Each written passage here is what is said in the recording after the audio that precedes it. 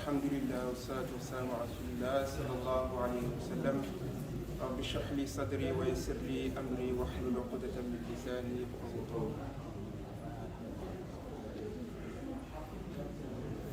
Alhamdulillah. On remercie Allah subhanahu wa ta'ala qui nous a réunis. Et on remercie Allah subhanahu wa ta'ala qui nous a permis de jeûner, de vivre ce mois qui est béni. Samedi dernier, nous avons parlé sur les grands péchés, al-kaba'ir. On a dit qu'il y a des kaba'ir et sara'ir. Il y a des gros péchés et des petits péchés. Et Allah subhanahu wa ta'ala il dit dans le Coran in tajtanibu kaba'ira ma tunhawna anhu nukaffir ankum sayyi'atikum. Dans le sens, Allah dit tant que vous évitez les grands péchés, nous pardonnons à sayyi'at. Sayyi'at, ils ont dit as-sara'ir. Walakin al-israr fi sara'ir kabira. Mais être constant dans les petits péchés, ça devient un grand péché. C'est-à-dire qu'il ne faut pas abuser aussi dans les petits péchés. Certes, Allah subhanahu wa ta'ala, il pardonne les petits péchés, mais il ne faut pas abuser. Donc on a cité parmi les kaba'ir, on a cité al-shirku billah, aklu riba, aklu mal yatim, az-zina, qatl nafs, qatl al-muhsanat, on a cité ça. Et aujourd'hui, on va citer le reste des kaba'ir. Et parmi les kaba'ir, il y a sharbul khamr, boire du vin. C'est partie des kaba'ir.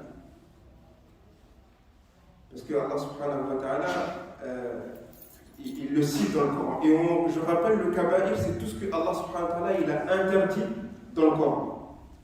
Les petits péchés, c'est ce que le prophète sallallahu alayhi wa sallam il a interdit. Al-kaba'ir ma naha Allah anhu fi al-Qur'an. Wa sara'ir ma naha an-nabi sallallahu alayhi wa sallam. شرب الخمر يقول الله تبارك وتعالى يا أيها الذين آمنوا إنما الخمر والميسر والأنصاب والأزلام رجس من عمل الشيطان فاجتنبوه لعلكم تفلحون.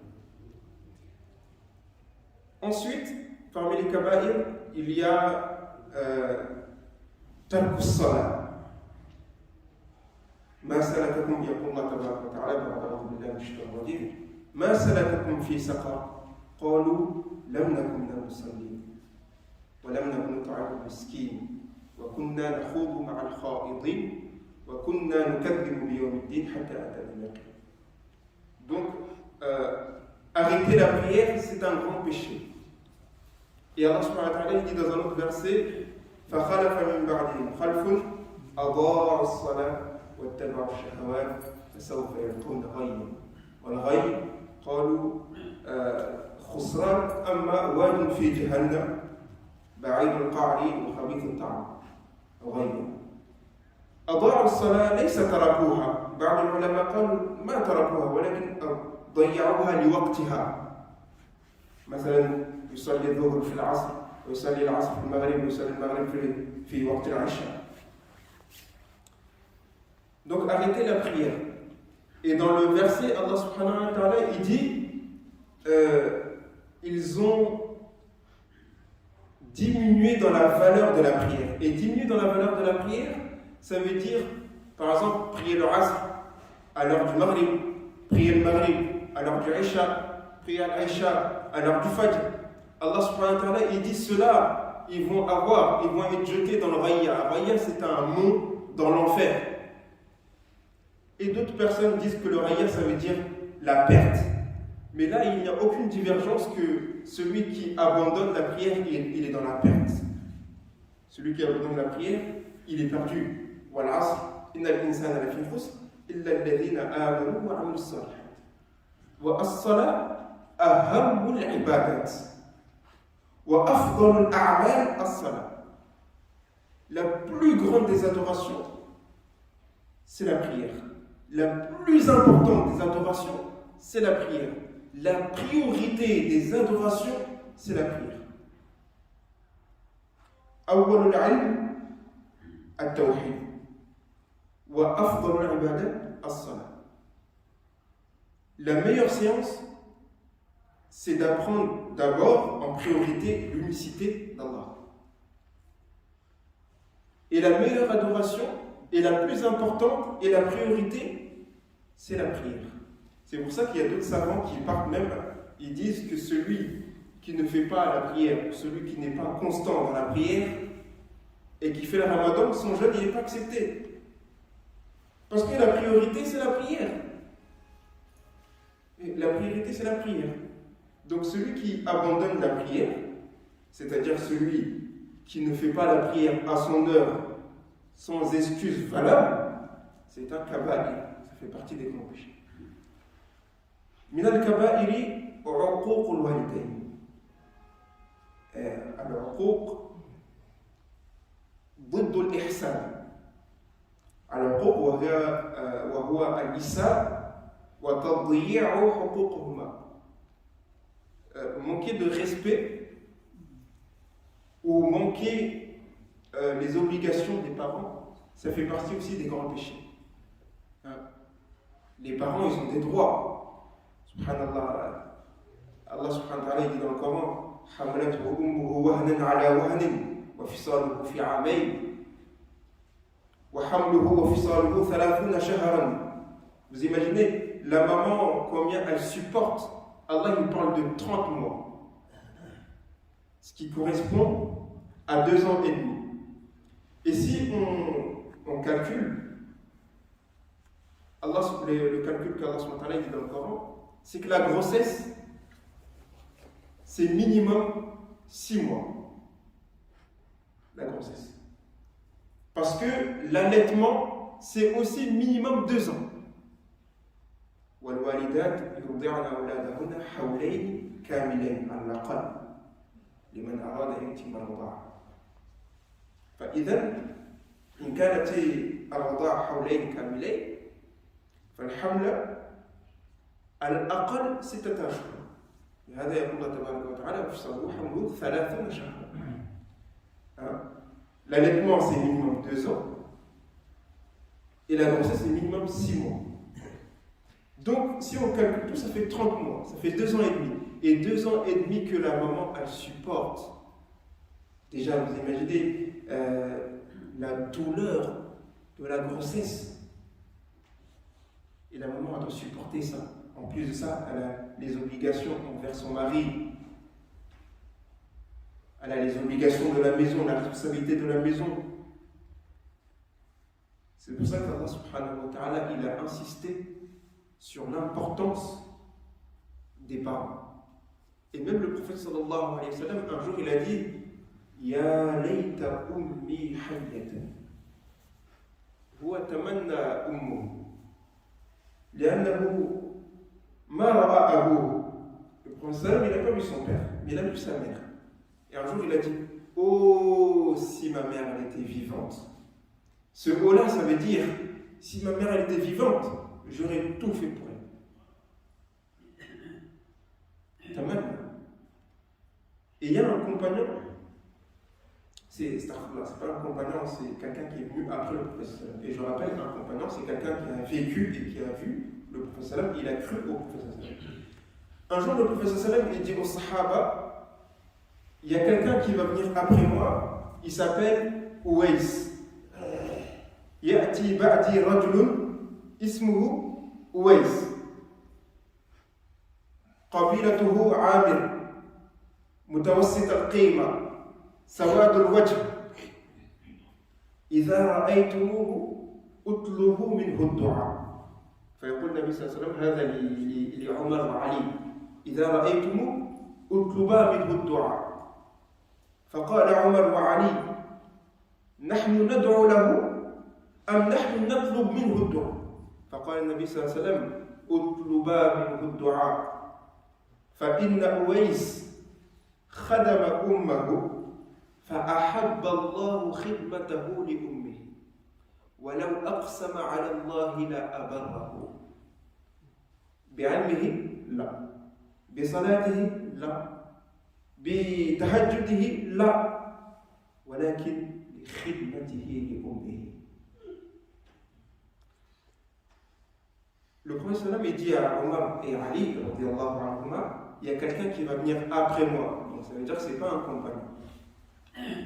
Il dit, quelqu'un qui va venir après moi, il s'appelle Ouais.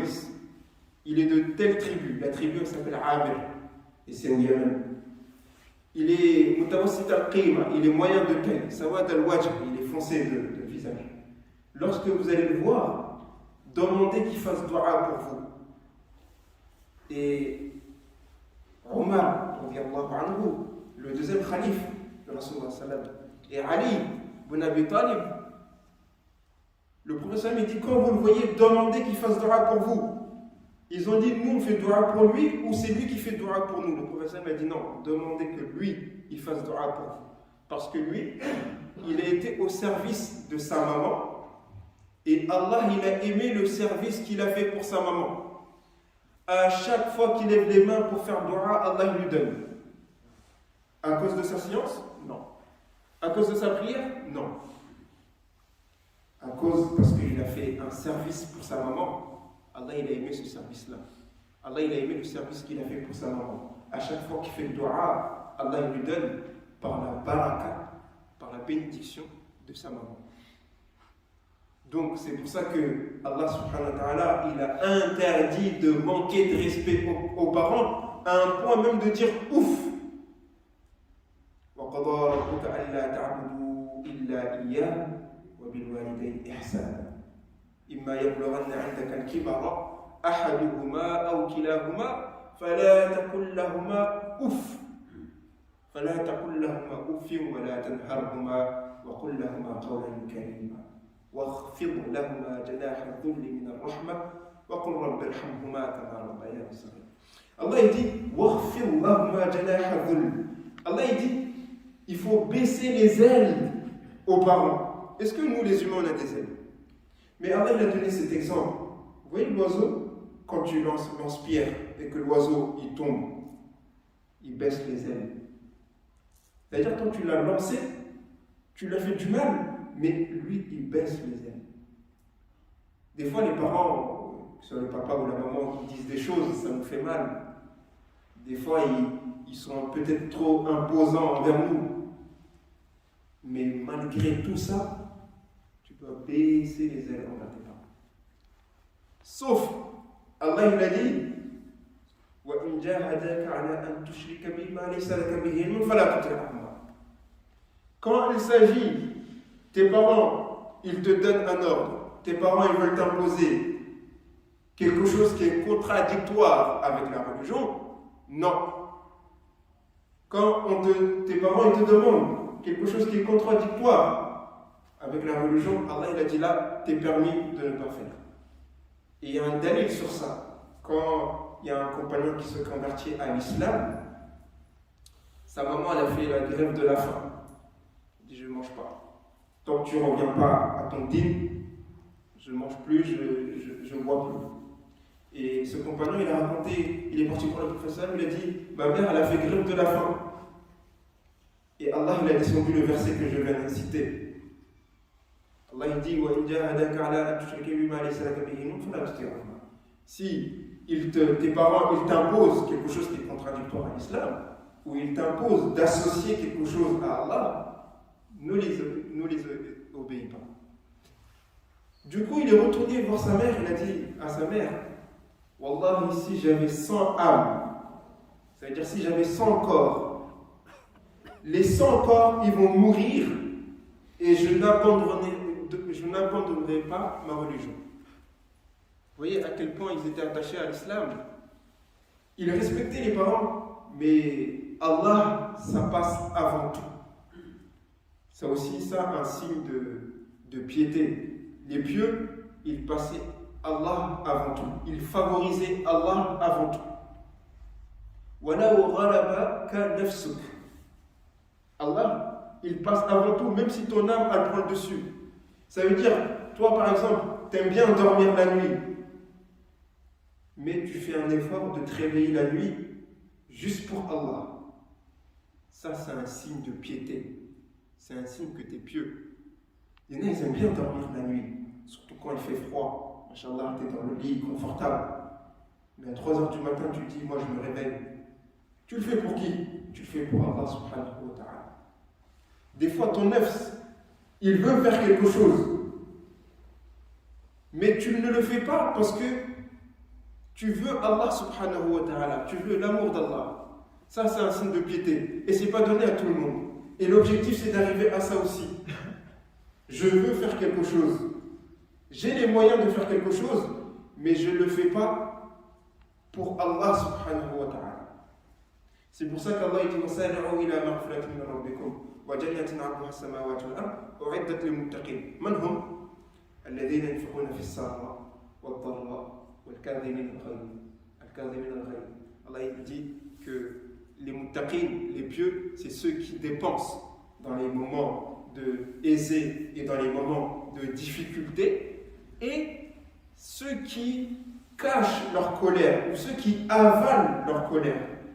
C'est-à-dire, quelqu'un il va te faire du mal, tu es capable de répondre, mais tu ne le fais pas seulement pour Allah. Quelqu'un il t'a fait du mal, tu sais que tu peux répondre, mais tu dis non, je laisse pour Allah. Allah il dit que humul muttaqin, al-muttaqoun. C'est un signe de piété. Il faut arriver à ce niveau-là, de remettre tout à Allah et de faire tout pour Allah et de favoriser Allah au-dessus de tout. Mais ça demande la foi. Ça demande à avoir la foi. Et la foi, ça se travaille. Mais très cher frère. La foi, et c'est pour ça qu'Allah dit dans le Coran, Ya ayyuhalladhina amanu, aminu. Al-maqsad, kay nasilu ila al-iman li matlub 'inda Allah. Qu'on arrive à une foi qui est demandée auprès d'Allah pour pouvoir accomplir la religion. Parce que si on n'a pas cette foi-là, la religion elle devient difficile. Vous voyez une voiture, tu achètes la dernière voiture, la voiture la plus chère, la voiture la plus belle. Mais si tu ne mets pas d'essence, est-ce qu'elle va avancer? Non, mustahil. Et là c'est pareil. Si un musulman, le croyant, il ne travaille pas sur sa foi pour augmenter sa foi, pour augmenter son amour d'Allah, la religion va devenir difficile. Tu vas prier, tu pries, mais tu ne vois pas les résultats. Shaitan il te dit, regarde, tu pries, tu n'as pas les résultats. Tu pries, tu demandes, Allah ne te donne pas. Ça va devenir difficile. Tu vas faire le ramadan, à chaque fois tu ne profites pas du ramadan, ça devient difficile. C'est pour ça que travaillons la foi, l'amour d'Allah. D'abord, on apprend c'est qui Allah. نتعلم من هو الله. فإذا علمنا من هو الله دخل حب الله في قلوبنا. وإذا دخل حب الله يكون الأعمال يسيرا سهلا. On apprend l'amour d'Allah.